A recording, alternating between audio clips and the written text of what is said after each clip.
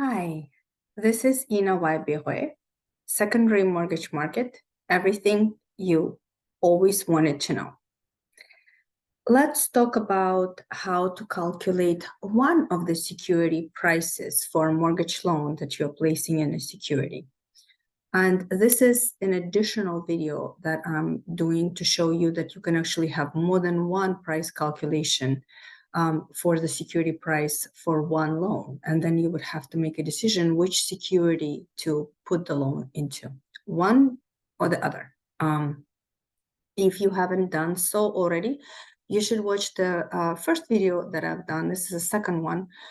The first one will actually show you how to do the one security calculation. This is the second one. And then I can kind of talk a little bit more about how you would make a decision in regards to which security to go with. So before we dive in, I just want to make this disclosure. This recording is for training and illustration purposes only, and it's based on my experience and opinions. Your circumstances may require a different approach. So, security price on a loan. And let me continue, let me share my screen with you so I can actually show you the calculation.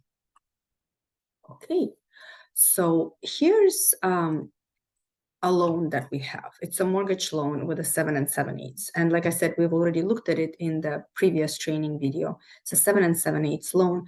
Only in this scenario, we are putting this loan into a 7 security coupon.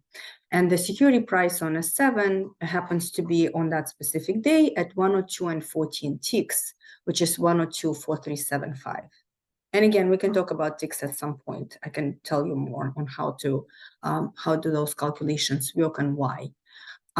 Here's the service fee. That's the fee that's going to be going to the company that services this mortgage. You know, that's the company that sends notices to the borrower on payments, collects payments, services the loan. The payment to the servicer is a quarter. So that's the strip that's going to be going to the servicer. And then the guarantee fee is 47 basis points in this case. Each lender has to negotiate it separately. So it's 47 bips in this case, just for calculation for the scenario's sake. So in this here scenario, we see that we actually have a leftover from that rate that we gather from the borrower. And again, you get the rate from the borrower on an annual basis, right? But you get it monthly with the payment. It's 7 7/8 for the year. 7% of it goes to the security holder, okay? Quarter is going to the servicer. Guarantee fee is going to the guarantor, who is going to be there in case of default. If that mortgage defaults, the bondholder is still going to get the principal from the guarantor. And for that, insurance, in a way, right? The guarantor gets that guarantee fee, again, on an annual basis. In this case, it's 47 basis points, but it can be whatever that fee is negotiated to be between the originator and the guarantor, which is typically Ginnie, Fannie, or Freddie.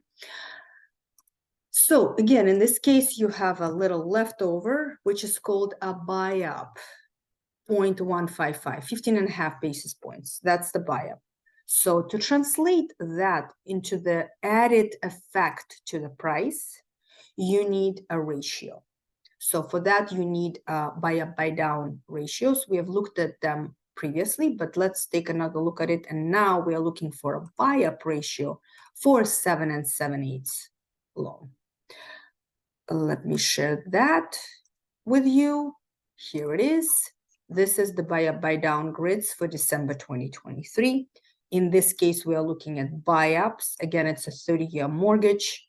It's a 7 7/8, 291. The reason why I'm using this column, it's because it's a new origination. We just closed it. The remaining term is barely scratched. So it's, let's say, 359 months, 360 months. Okay, so we're using this column. It's a buy-up, and the ratio we're looking for is right here. For 7 7/8, it's 2.91. So let's grab that number, 2.91, and let's go back to our scenario. Okay, and so here's that multiple. Here it is translated into the effect on the price. So the total security price on this loan going into a 7 will be the security price plus this buy up right here. And the total happens to be 102,888. Here it is. Okay, that's the base security price that you will get if you place 7 and 7/8 into a 7. Okay, now let's just really quickly go back to the previous scenario. That's when we put our loan into a 7.5.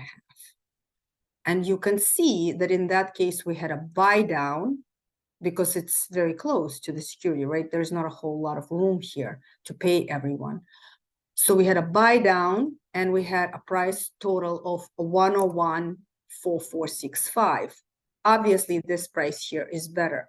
And this is the exercise you have to go through as part of best execution analysis in secondary marketing, right? You have to say, what security do I allocate this loan to? Is it a 7.5 security price or is it a 7 security price? Here's the answer to your question. Which one gets you a better price? It is a 7, okay? So why only those two coupons for the 7 and 7/8? Well, because the highest security price you can place a loan into still has to allow for at least a quarter service fee. So 7 and 7/8 and 7.5 is basically the highest you can put it in. You cannot put it into an 8 and buy down the service fee. The service fee you cannot buy down. You can basically buy down everything else, but you cannot buy down the service fee. So 7.5 would be the high security execution. The next one would be a 7. Again, you still have the quarter space in here, so you're good.